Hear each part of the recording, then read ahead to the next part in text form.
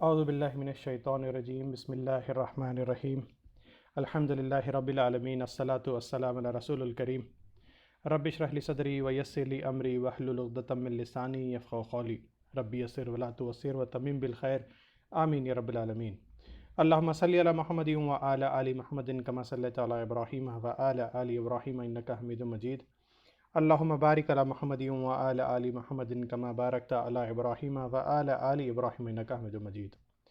मोहतरम साथियों, पिछले सेशन में जो पिछला पार्ट था हमारा पार्ट नंबर 6, उसके अंदर हम लोग केस नंबर 23 पे रुके थे, जहाँ पर बेटा 2 है जिसके अंदर से एक बेटे का मैयत से पहले यानी कि बाप से पहले उसके इंतकाल हो गया और दूसरा बेटा मौजूद है बाप के इंतकाल के वक्त। तो पहला बेटा जिसका इंतकाल हुआ, यहाँ पर देखेंगे आप कि ये जो पहला बेटा है उसका इंतकाल पहले ही हो चुका था यानी कि बाप के इंतकाल से पहले, तो उसके औलादों को कुछ नहीं मिलेगा।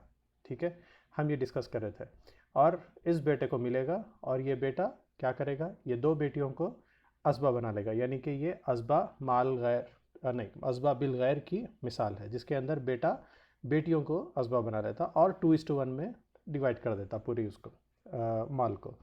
तो इस तरह जो है ना, ये नीचे जो है उनको यहाँ पे कुछ नहीं मिलेगा। तो अगर ये बात पिछले उसमें बताया था मैं कि अगर ये बात मैयत को यानी कि बाप को पहले से ही मालूम है होना चाहिए कि मेरे जो उससे इंतकाल से पहले जो बेटे का इंतकाल हुआ उनकी औलाद को कुछ नहीं मिलने वाला है विरासत में से, तो वो ये कर सकता है, इनके मोहब्बत में होने दो या उनके केयर टेकिंग में होने दो या उनके प्यार में, ये कर सकता है कि वो अपने जो इख्तियार रखता वसीयत का 32% वसीयत की, उसके अंदर से ये पूरा 32% चाहे तो इन दोनों को लिख सकता है, इन सारों को, पोते पोतिया जितने भी होने दो इन सारों को लिख सकता है, अपनी बहू को भी लिख सकता है जो बहू विरासत के अंदर शामिल नहीं है यहाँ पर, तो उन सारों को जो है ना वो अपने वसीयत में से कवर कर सकता। तो ये उसको मालूम होना चाहिए कि ऐसे केस में इनको नहीं मिलेगा। तो इसलिए ज़रूरी है कि हमारे पास इसका इल्म हो, विरासत का इल्म हो, इतना कम अज़ कम इतना हो कि हम अपनी औलादों की और उनके औलादों की जो है ना हम रहनुमाई कर सके सही सही तौर पे, और उनको बता सके कि सही क्या है गलत क्या है विरासत के अंदर, ताकि इनके गुज़रने के बाद, बाप के गुज़रने के बाद आगे लड़ाई झगड़े ना हो इन औलादों के अंदर और इन नीचे के औलादों में यानी कि पोता पोतियों के अंदर लड़ाई झगड़े ना हो। बाप की रहनुमाई उसकी हयात में ही इसके ताल्लुक़ से हो जाए तो बेहतर है। चलिए, आज से हम जो 24th केस, ये तो हम पिछले पार्ट में हमारे देख चुके ये केस नंबर 23। केस नंबर 24 में ये है कि यहाँ पर भी देखिए ये बेटे का इंतकाल हो चुका और एक बेटे की जगह अब यहाँ पे 3 बेटे उसके जो है ना ज़िंदा है ये बाप के इंतकाल पे, और एक बेटी ज़िंदा है। तो क्या होगा, इन बेटों की मौजूदगी में नीचे के जो जनरेशन है, जो पोता पोतियाँ हैं, उनको कुछ नहीं मिलेगा। ठीक है, क्यों? इसलिए कि यहाँ पर फर्स्ट जनरेशन में बेटे जो असबा है, जो बाकी मार लेने के जो है ना प्रॉपर्टी रखते हैं ये लोग, वो उनकी खूबी है जो। तो यहाँ पे ये होगा कि बेटा बेटी को असबा बना लेगा, यानी कि ये कौन सी मिसाल है, असबा बिल गैर की मिसाल है ये। तो यहाँ पर बेटा क्या करेगा, बेटियों का असबा बना लेगा और 2 हिस्सा इस बेटे को, 2 हिस्सा इस बेटे को, 2 हिस्सा इस बेटे को और 1 हिस्सा इस बेटी को मिलेगा और पूरा माल यहीं पे तकसीम हो जाएगा, ख़त्म हो जाएगा। तो नीचे जाने के लिए कुछ नहीं बचेगा। तो इस तरह जो है ना बेटों की मौजूदगी में फर्स्ट जनरेशन के अगर कोई भी एक भी बेटा अगर मौजूद है तो नीचे के जनरेशन में माल मुंतकिल नहीं होगा। केस नंबर 25 में अगर बेटे, अब ये नीचे के सेकेंड जनरेशन पे माल मुंतकिल हो रहा, वो कौन से केस में हो रहा, जबकि जो है ना फर्स्ट जनरेशन में से बेटे मौजूद नहीं हैं। ठीक है, कोई भी मौजूद नहीं है यहाँ पे। अगर बेटी भी अगर एक होती तो फिर जो है ना बेटी को अपना हिस्सा देने के बाद में पोता पोतियों को मिल जाता, लेकिन कब, बेटों की गैर मौजूदगी, ये केस हम पहले देख चुके।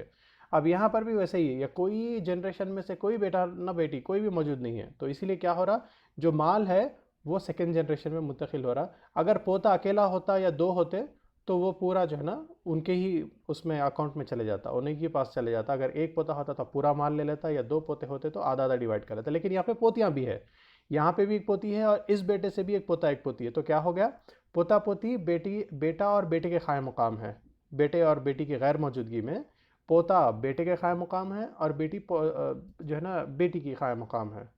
तो इस वजह से ये पोता पोती फिर यहाँ पे असबा बिल गैर की मिसाल है ये, जहाँ पर जिस तरह बेटा बेटी को असबाब बनाया था, उसी तरीके से पोता पोती को भी असबाब बनाया था। और दूसरे केसेस में हम देखेंगे जहाँ पर भाई बहन को भी असबाब बनाया था। तो उसी तरीके से यहाँ पे पोता पोती आने की वजह से ये पोता पोतियों को, ये दो पोते मिलके ये दो पोतियों को जो है ना असबाब बना लिए। ज़रूरी नहीं है यहाँ पर कि एक ही बेटे की औलाद हो, वो मुख्तलिफ बेटों की भी औलाद हो सकते हैं जो पूरे विरासत के अंदर एक साथ शामिल होंगे। ठीक, तो इस तरह जो है ना यहाँ पे दो पोतों के दो दो हिस्से हो गए, चार, और ये एक पोती का एक हिस्सा और ये एक पोती का एक हिस्सा, यानी कि 6 हिस्से यहाँ पर जो है ना माल के करेंगे। और ये 4 पोता पोती में 2 इनको देंगे, 2 ये पोती को देंगे, 2 ये पोते को देंगे और ये एक पोती को देंगे। तो जो है ना सारा माल यहीं पे ख़त्म हो जाएगा, मुकम्मल हो जाएगा। अब यहाँ पे केस नंबर 26 में होता ये कि अब आप देखिए यहाँ पे एक बेटा था और एक बेटी थी जो मैयत से पहले इंतकाल कर गया। ठीक है, लेकिन अब यहाँ पे कोई और बेटे या बेटियाँ नहीं हैं, ना जो है ना यहाँ पर कोई ना यहाँ पर जो है ना कोई बीवी है, ना माँ बाप है, कोई भी नहीं है। तो कौन बच के है फिर? सिर्फ और सिर्फ यहाँ पर ये पोता बचा हुआ है।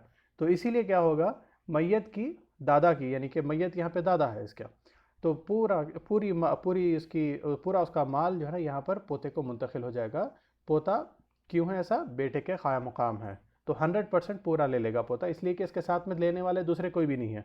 तो इस तरह जो है ना ये पोते को 100% मिलेगा। अगर इसके बजाय, अगर पोते के बदले में अगर यहाँ पे पोती होती, तो यहाँ पर होता ये कि पोती बेटी के क़ायम मुक़ाम है। और यहाँ पे देखिए कोई दूसरा रिश्ता नहीं है, ना बीवी है, ना माँ बाप है, कोई भी नहीं है, ना बहन है, कोई भी नहीं है। तो उस वजह से क्या होगा, यहाँ पर पोती जो है ना 1/2 लेगी, उसके बाद में बचा सो 1/2 फिर रद्द माल होगा। यहाँ पर रद्द माल मतलब वापस माल पलटा के फिर एक बार जो है ना उसकी रीविरासत होगी। तो अपनी यही वर्साओं पे रीविरासत होगी, यहाँ पर यही वर्साओं पे। लेकिन यहाँ पे देखेंगे फिर ये दोनों नहीं है, तो ये एक ही मौजूद है और ये नस्बी रिश्तेदार है, नस्बी वर्सा है। तो नस्बी वर्सा पे रद्द माल जो है ना फिर रीविरासत होगी यहाँ पर। तो इस तरह जो है ना यहाँ पर पहली बार में 1/2 मिलेगा, फिर रद्द माल में 1/2 मिलेगा। और रद्द माल सिर्फ और सिर्फ असबा की गैर मौजूदगी में होता है, क्योंकि बाकी माल बचे, सो जैसे कि इसको 1/2 दे दिया, अब 1/2 बच गया, लेकिन यहाँ पर कोई दूसरा असबा नहीं है बाकी का माल लेने के लिए पूरे पिक्चर में। तो उस वजह से होगा ये कि रद्द माल होगा, और रद्द माल में नस्बी रिश्तेदारों को ही, नस्बी वर्सा को ही रद्द माल में हिस्सा है। लेकिन निकाह से जो आने वाले जो शौहर का बीवी, बीवी का शौहर को जो है ना रद्द माल में कोई हिस्सा नहीं है। रद्द माल में विरासत में है, लेकिन रद्द माल जो है ना जो होता उसमें जो है ना निकाह के वर्सा को कोई हिस्सा नहीं है, सिर्फ नस्बी रिश्तेदार, नस्बी वर्सा को ही हिस्सा है। तो इसीलिए बाकी का आधा भी जो है ना पलटा के वापस पोती को आएगा। अब यहाँ पर दो पोतियाँ अगर है तो 2/3 मिलेगा, और बाकी माल जो है ना फिर रद्द माल होके यहाँ पर आएगा। क्यों रद्द माल? इसलिए हो रहा कि मैं जैसा आपको बोला कि यहाँ पे कोई असबा नहीं है, ना इनकी माँ है, ना इनकी बहन है, ना इनका बेटा है, ना इनका पोता है, कोई भी नहीं है, सिर्फ ये इतनी इतनी फैमिली है ये। तो उस वजह से यहाँ पर क्या हो रहा है, यहाँ पर 2/3। क्यों 2/3 क्यों हो रहा है? इसलिए कि जो है ना पोती बेटी की क़ायम मुक़ाम है। अगर बेटी यहाँ पे नहीं है तो फिर जो है ना पोती बेटी की जगह ले लेती। और बेटी को जिस तरह एक बेटी है तो आधा, और दो बेटियाँ या एक से ज़्यादा है तो जो है ना 2/3 है, उसी तरीके से पोतियों को भी उसी तरीके से हो जाएगा। एक रहा तो 1/2 और एक से ज़्यादा रहे तो 2/3। ये सुलुसल बाकी यानी कि मसले उमरिया है, जहाँ पर हम शुरुआत में भी देखे थे। ये मसला जो है ना उमर रज़ी अल्लाह ताला के ज़माने में आया था। तो आप जो है ना देखे थे कि इस केस में बीवी को 1/4 देने के बाद में जो बच जाए, कैपिटल में से नहीं, जो बचा हुआ माल है उसमें से 1/3 जो माँ का हिस्सा है 1/3 देंगे, लेकिन कैपिटल में से नहीं देंगे। 1/3 यहाँ पर बचे हुए माल में से देंगे, और फिर बाकी का माल जो है ना जो बच जाए वो बाप ले लेगा। ठीक है, इस तरह ये मसला उमरिया या सुलुसल बाकी मैयत के सिर्फ बीवी, माँ और बाप, ये तीनों ही जब होते हैं तभी ये मसले उमरिया या सुलुसल बाकी जिसे कहते हैं वो अप्लाई होगा। वरना दूसरे अगर रिश्तेदार आ गए तो फिर मसले उमरिया नहीं होता। वो अगर दूसरे विरसा अगर यहाँ पे पिक्चर में आ गए तो इस मसले को मसले उमरिया नहीं कहेंगे। वो जो है ना विरासत के क़वानीन के ऊपर, ये भी विरासत के क़ानूनी है मसले उमरिया भी, लेकिन वो नॉर्मली विरासत के उसमें जाएगी। यहाँ पे एक्सेप्शन है, ये मसले उमरिया एक्सेप्शन है माँ के लिए। उसको कैपिटल में से नहीं मिलेगा, जनरली उसको कैपिटल में से मिलता क्योंकि ये माँ असाबुल फ़राइज़ में से है। लेकिन यहाँ पर हो रहा ये कि उसको रिमेनिंग में से मिल रहा। ठीक है, ये एक डिफरेंस है बस मसले उमरिया सुलुसल बाकी में। असबाब बिन नफ्स के मिसालें हम देख चुके, हमारे मेन प्रेजेंटेशन में ही देखे थे। मैं आपको फिर से बता दूं, कि असबा बिन नफ्स वो असबा है जो खुद ब खुद असबा रहता है, यानी कि वो दूसरों से मिल के असबा होने की उसको ज़रूरत नहीं रहती। जैसे कि यहाँ पे बेटी, बीवी, माँ है और बाप है। बाप यहाँ पे असबा है। बाप अपना असाबुल फ़राइज़ हिस्सा लेने के बाद में जो बच जाता फिर वो ले लेता, इसलिए कि यहाँ पे कोई दूसरा असबा है ही नहीं। और ये खुद ब खुद जो है ना असाबुल फ़राइज़ भी है, ग्रीन कलर भी है और ब्लू कलर भी, यानी कि वो असबा भी है। तो यहाँ पर दो है यहाँ पर, तो वो किसी से मिल के असबा नहीं बन रहा, वो खुद ब खुद अपने खुद ही से असबा है, तो इसलिए उसको कहेंगे असबा बिन नफ्स। उसी तरीके से बेटे का भी हिसाब वैसे ही है। बेटा भी जो है ना, बाप अगर बेटा और बाप दोनों है तो बेटे की मौजूदगी में बाप 1/6 ले लेगा, 1/6। और बेटा क्या करेगा, उन असबा बिन नफ्स है, वो किसी के साथ मिलके उसको असबा बनने की ज़रूरत नहीं रहती। वो दूसरों का असबा बना सकता है लेकिन दूसरे इसको असबा नहीं बना सकते, वो खुद ही असबा है, तो इसलिए कहेंगे इसको बेटे को भी असबा बिन नफ्स। असबा बिल गैर हम इससे पहले भी देखे थे हमारे मेन प्रेजेंटेशन में। वो ये है कि जिस तरह बेटा बेटी को असबा बना देता, वरना अगर बेटी अकेली होती तो उसको कितना 1/2 मिलता, अगर एक से ज़्यादा होता तो 2/3 मिलता। लेकिन अब बेटा यहाँ पे आ गया तो बेटी को 1/2 और 2/3 नहीं मिलेगा। बेटा बेटी को असबा बना देता और 2:1 में डिवाइड कर देता, यानी कि 2 हिस्सा लड़के का और 1 हिस्सा लड़की का। तो बेटे के 2 हिस्से हो जाएंगे और बेटी का 1 हिस्सा मिलेगा इसको। तो इसी तरीके से बेटा बेटी को असबा बनाता और पोता भी पोती को असबा बनाता, सगा भाई सगी बहन को असबा बनाता और अल्लाती बहन जो है ना, अल्लाती भाई अल्लाती बहन को असबा बनाते।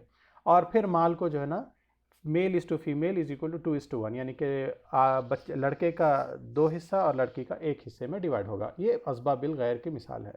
उसी तरीके से असबा माल गैर में ये होगा कि बीवी के साथ में जब 2 बेटियां आ जाए या एक भी बेटी आ जाए तो वो बेटी मैयत की बहन को जो है ना असबा बना देती, यानी कि लड़की लड़की को असबा बना दी। जिस तरह पिछले केस में हम देखें असबा बिल गैर के अंदर लड़का लड़की को असबा बनाता, लेकिन असबा माल गैर के अंदर लड़की लड़की को असबा बनाती। यहाँ पर देखिए लड़की है बेटी है और बहन को असबा बना दी उन्हें। अगर मैयत हो, अगर समझिए मैयत मेल है, जैसे यहाँ पर बाप है, अगर मैयत बीवी को 1/8 मिलने के बाद में, अब यहाँ पर होगा ये कि 2 बेटियां हैं तो इसलिए 2/3 मिलेगा। लेकिन उसके बाद में ये बेटी क्या करेगी, मैयत की बहन को यानी कि अपनी फुप्पू को वो असबा बना लेती है। बनाने से क्या हो जाता है, ये 2/3 और ये 1/8 जाने के बाद जो बच जाता वो पूरा जो है ना मैयत की बहन को, यानी कि मैयत अगर बाप है तो फुप्पू को चले जाता, यानी कि बेटी की फुप्पू को चले जाता। अगर मैयत अगर यहाँ पर इस केस में अगर औरत है तो शौहर को 1/4 मिलेगा, औलाद की मौजूदगी में शौहर का हिस्सा 1/4 है। ठीक, उसके बाद में 2 बेटियां हैं तो 2/3 उनको चले जाएगा और जो बच जाता मैयत की बहन को जो है ना बाकी का चले जाएगा। यानी कि मैयत की बहन मतलब कौन है, ये यहाँ पे औरत है, मैयत माँ है, तो बेटी की खाला जो है ना यहाँ पर मैयत की बहन होगी। तो होगा ये कि 2 बेटियां मिलके 2/3 लेंगे और शौहर यहाँ पर जो है ना 1/4 लेगा बेटियों की मौजूदगी में, औलाद की मौजूदगी में, और उसके बाद जो बच जाए वो जो है ना इन बेटियों की खाला ले लेगी। इस तरह जो ना होगा। इसीलिए ज़रूरी है, मैं आपको इससे पहले भी बताया था कि अपने माल को, प्रॉपर्टीज़ को किसी और के साथ के माल से मिला के मत खरीदो और किसी और के नाम पे भी मत रखो। जिसकी प्रॉपर्टी है उसके माल उसके नाम पे रहना हो, वरना विरासत में आगे जाके बहुत गड़बड़ होगी। ये आखिरत की जो है ना इसमें सख्त वईद आई है, तो इससे करने से परहेज़ करें। और अगर अब यहाँ पे देखेंगे, अगर बहन के साथ भाई आ जाए तो ये मिसाल क्या है, यहाँ पे ये मिसाल है असबा माल गैर, जो बेटी बहन को असबा बना दी, ये असबा माल गैर है। और भाई क्या करेगा, अगर भाई उसका बहन का भाई भी अगर है तो भाई बहन को असबा बना देता, यानी कि ये असबा बिल गैर की मिसाल है ये। तो अब यहाँ पे होगा ये कि मैयत की बीवी को 1/8 मिलेगा और बेटियों को 2/3 मिलेगा, 2 बेटियां रहने की वजह से। और ये बेटी क्या करी, बहन को यानी कि मैयत की बहन को यानी कि अपनी फुप्पू को ये असबा बना ली। लेकिन अब फुप्पू क्या करी, अपने अपने भाई को यानी कि इस बेटी के चाचा को यानी कि इस मैयत के भाई को, उसको जो है ना वो लोग उन्हें वो भाई बहन को असबा बना दिया। तो इसमें होगा ये कि इनको एज इट इज़ 1/8 मिला, इनको एज इट इज़ 2/3 मिला और बाकी का 50 ये दोनों मिलके 2:1 में डिवाइड कर ली, यानी कि 2 हिस्सा इनके 2 हिस्सा इनके। मिसाल के तौर पे अगर ये शौहर की जगह अगर ये बीवी है मैयत, तो शौहर को बेटियों की औलाद की मौजूदगी में 1/4 मिलता है यहाँ पर, ठीक है। और यहाँ पे ये सेम जैसे का वैसी बेटियों को 2/3 मिलेगा और ये बहन मैयत की बहन है, यानी कि औरत की बहन है, यानी कि इस बेटी की खाला है ये खाला और ये मामू, ये दोनों मिलके जो है ना 2:1 डिवाइड कर लेंगे बाकी के अमाउंट इन लोगों को, दोनों ये तीनों को देने के बाद, यानी कि 1/4 शौहर को देने के बाद और 2/3 ये दो बेटियों को देने के बाद में जो बच जाए खाला और मामूम इनके दोनों मिलके डिवाइड कर लेंगे 2:1 के रेशियो के अंदर। तो यहाँ पर जब मैयत अगर बीवी है तो, शौहर है तो ये फुप्पू और ये चाचा होंगे। अगर ये मैयत माँ हैं तो यानी कि शौहर है तो फिर जो है ना ये अगर ये शौहर है तो ये फुप्पू और चाचा है, और मैयत अगर बीवी है यानी कि औरत है तो ये खाला और मामू हैं। ठीक है, यानी कि ये औलादों के। ठीक है, तो इस तरह जो है ना ये चीज़ है। अब देखिए यहाँ पे एक आदमी है जिसकी सिर्फ बीवी है, तो बीवी को जो है ना औलाद की गैर मौजूदगी में 1/4 मिलेगा। ठीक है, वही शौहर को औलाद की गैर मौजूदगी में 1/2 मिलेगा। कभी भी शौहर को जो है ना बीवी से इन्हीं सर्कमस्टेंसेस आदमी को डबल मिलेगा। अगर यहाँ पर समझिए बीवी है, यहाँ पर आदमी मैयत है और उसकी औलाद है, तो बीवी को कितना मिलेगा 1/8 मिलेगा। लेकिन वेराज यहीं पे सेम केस में जो औलाद की मौजूदगी में यहाँ पर शौहर को 1/4 मिलेगा, यानी कि double the amount of the बीवी। चलिए कलाला क्या है देखेंगे। कलाला वो है वो मैयत जिसके मरने के वक्त जो है ना उसका बाप है ना उसका दादा है, और फुरू में ना उसका बेटा है ना पोता है ना बेटी है ना पोती है। ये 6 रिश्ते जब किसी आदमी के मरते वक्त नहीं रहते, ये 6 रिश्ते ऊपर की तरफ जो है ना बाप दादा, नीचे बेटा पोता और बेटी पोती, ये 6 रिश्ते जब नहीं रहते, इस मैयत को कलाला कहेंगे। चाहे वो आदमी हो या वो औरत हो, इस मैयत को कलाला कहेंगे। कलाला में देखिए होता ये कि जहाँ पे देखिए फॉर एग्जाम्पल ये माँ है, बीवी है और कोई औलाद नहीं है, यहाँ पर ना बेटी है ना बेटा है ना पोता है ना पोती है ना बाप है ना दादा है, यानी कि ये जो है ना मैयत क्या होगी, कलाला होगी। तो इस कलाला में होता ये कि माँ को उसका हिस्सा देने के बाद, यहाँ पे देखिए सिर्फ एक बहन है और औलाद एक भी नहीं है और भाई भी नहीं है, तो ऐसी सूरत में माँ को 1/3 मिलेगा। अगर एक भाई और बहन से बढ़ के अगर हो, एक से ज़्यादा भाई बहन हो, तो फिर जो है ना 1/6 मिलेगा, या फिर अगर औलाद हो तो भी जो है ना 1/6 मिलेगा। लेकिन यहाँ पे सिर्फ एक ही बहन है, ठीक है, ये बहन एक ही बहन है और भाई कोई भी नहीं है और जो है ना कोई औलाद नहीं है, तो इसलिए माँ को 1/3 मिल रहा। अगर यहाँ पे माँ नहीं है तो कुछ भी नहीं मिलेगा।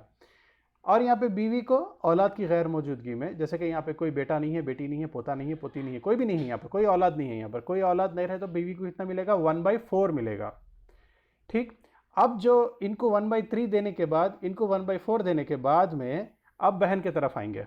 क्यों? इसलिए कि जो है ना ये मैयत कलाला है। जब मैयत कलाला हो जाती तो माल बहन के तरफ जो है ना मुंतकिल होगा। अब यहाँ पे बहन बेटी के क़ायम मुक़ाम बन जाती।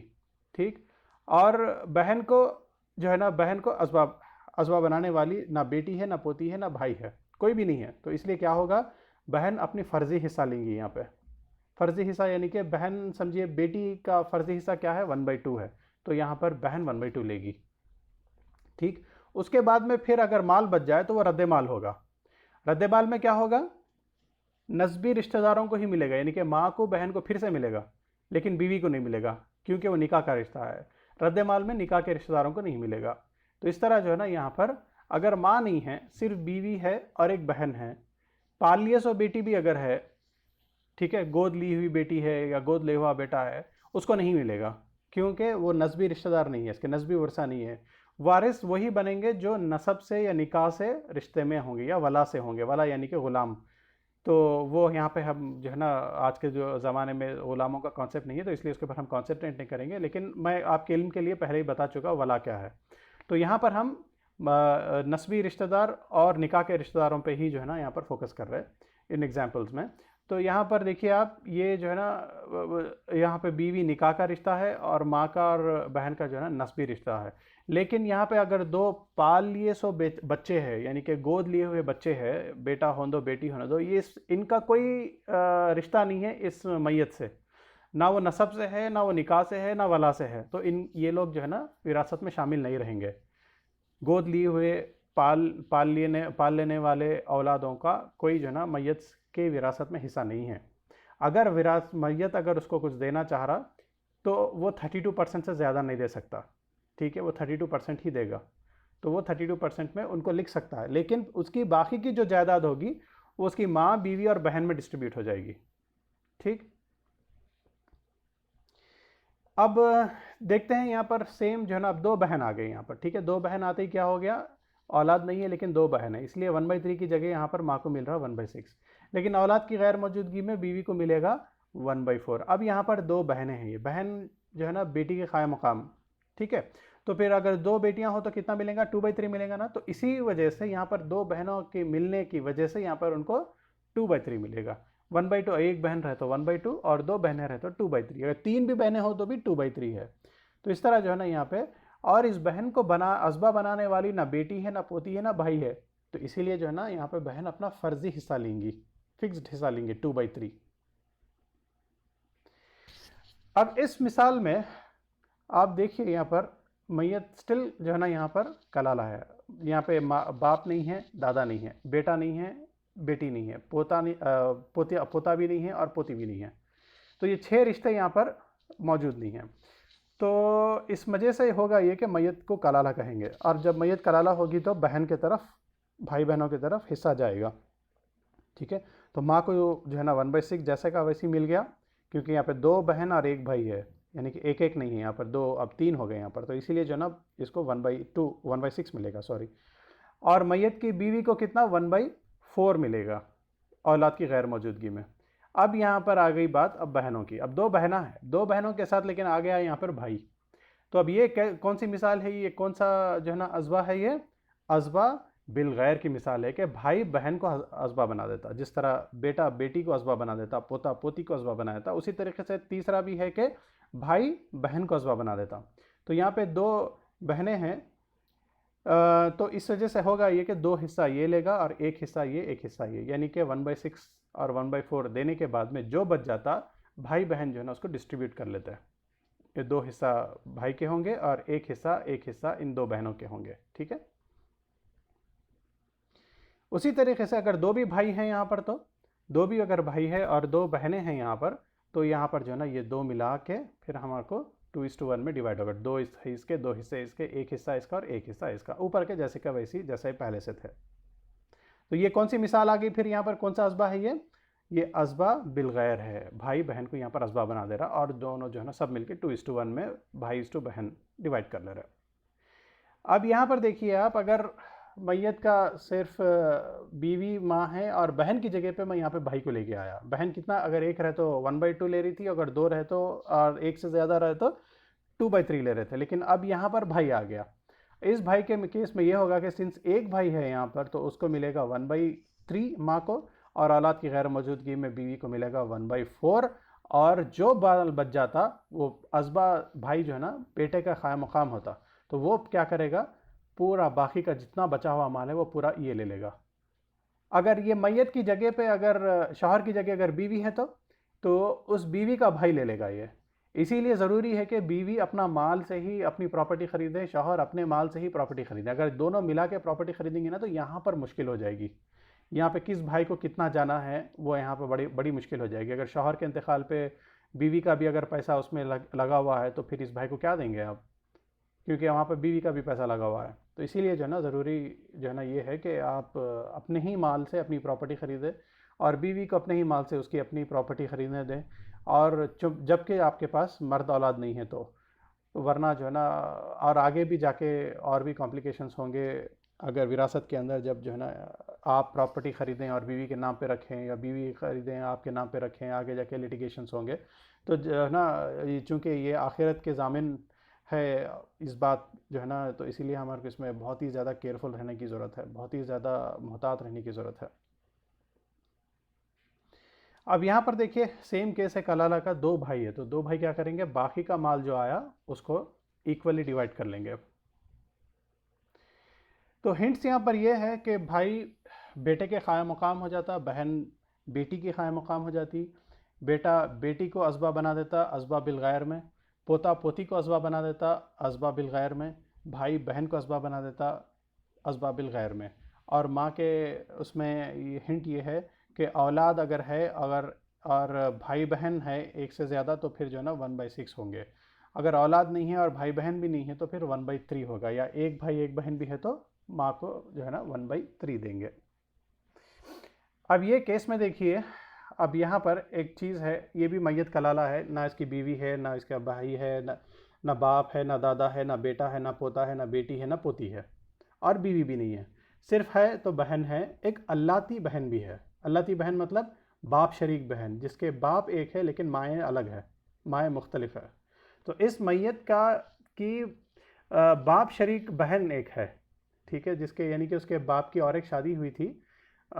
उस दूसरी बीवी से जो बेटी हुई, तो वो इस मैयत की जो है ना वो अल्लाती बहन है, ठीक है, क्योंकि दो बाप, दोनों के, ये दो औलादों के बाप सेम है, माएँ अलग है लेकिन बाप सेम है, ठीक है।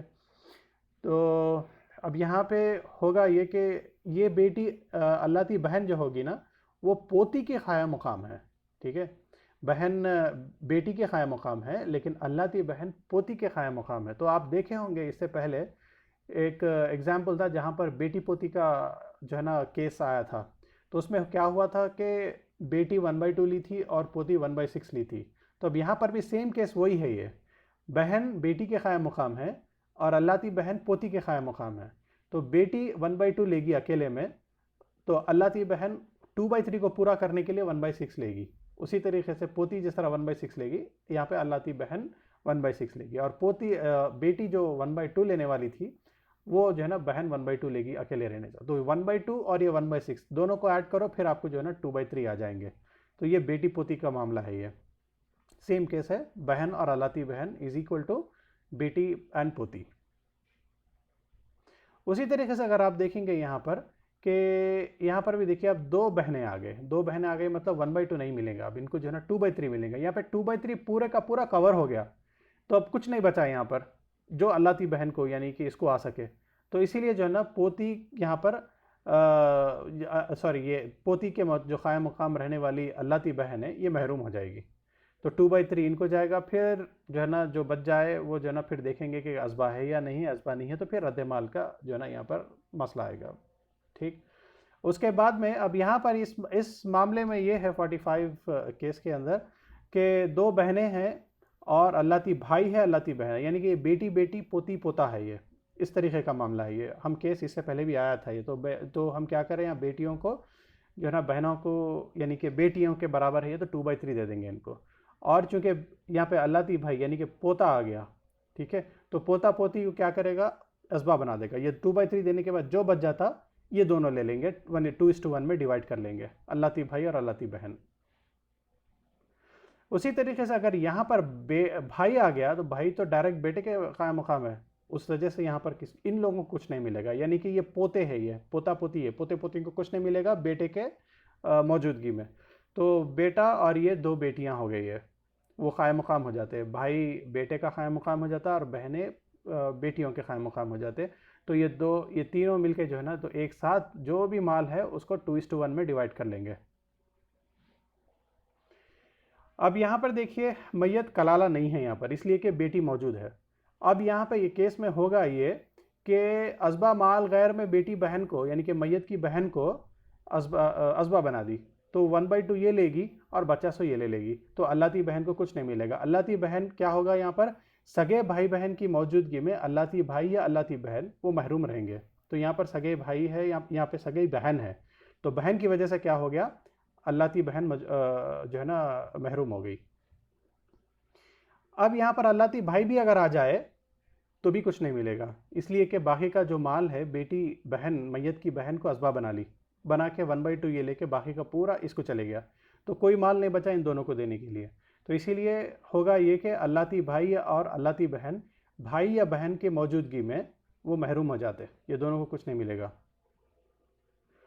तो अल्लाती भाई पोते के बराबर है और अल्लाती बहन पोती के बराबर है।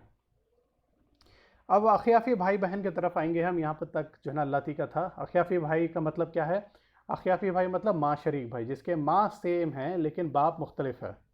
अखियाफ़ी जो है ना इसी को बोलते हैं जिसके माएँ सेम हो, ठीक। अब यहाँ पे इस मैयत है, मैयत कलाला भी है, इसलिए कि जो ना यहाँ पर कोई बाप नहीं है, ना दादा है, ना बेटा है, ना पोता है, ना बेटी है, ना पोती है, 6 रिश्ते कोई भी नहीं है इस मैयत के। सिर्फ उसको कौन है, ये अखियाफ़ी भाई है और अखियाफ़ी बहन है। तो इन अखियाफ़ी भाई बहन को 1/6 इसको देंगे, 1/6 इसको देंगे।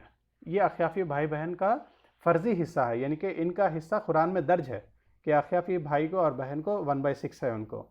ठीक, अगर अगर जो है ना अख्याफ़ी भाई बहन एक एक से ज़्यादा हो, यानी कि समझिए यहाँ पर जैसा अख्याफ़ी बहन 2 है और अख्याफ़ी भाई 1 है, तो उस वजह से होगा ये कि 1/6 1/6 1/6 नहीं मिलेगा।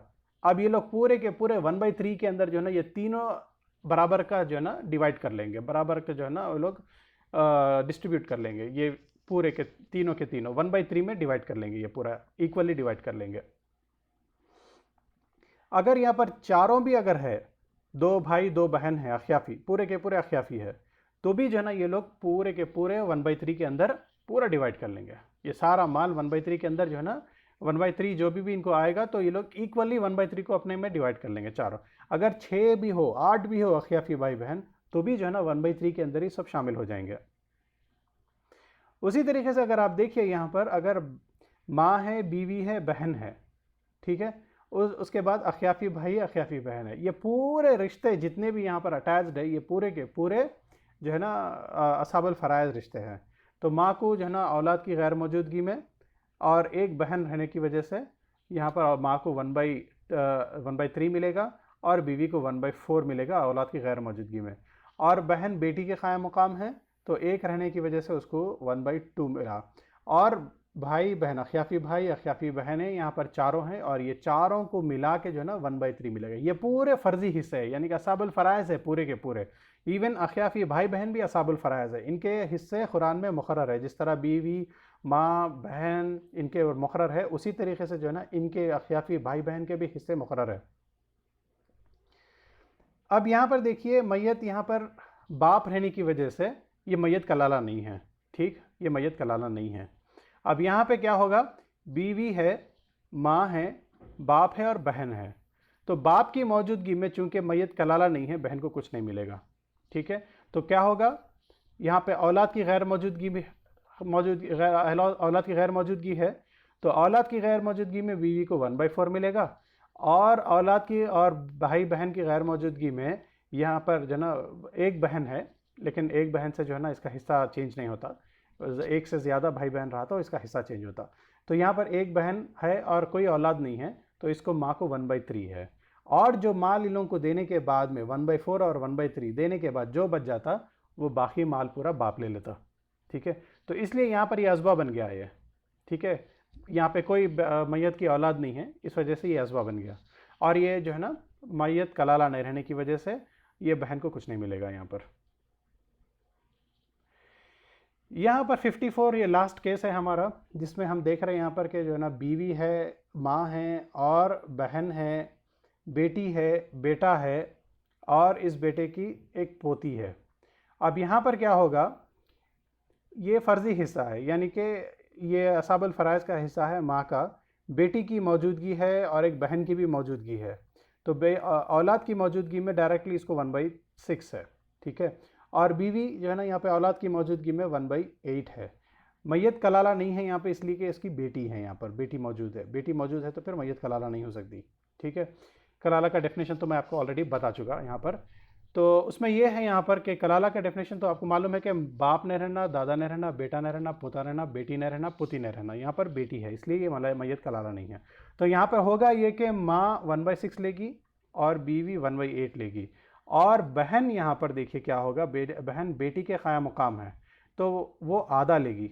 लेकिन यहाँ पर क्या होगा, बहन क्या करेगी, सॉरी बेटी क्या करेगी, यहाँ पर बहन को जो है ना अज़बा बना लेगी। ये अज़बा माल गैर है ये, तो बेटी को जो है ना आधा मिलेगा चूँकि बेटी अकेली है, लेकिन बहन मौजूद रहने से बेटी क्या करी, बहन को अज़बा बना ली।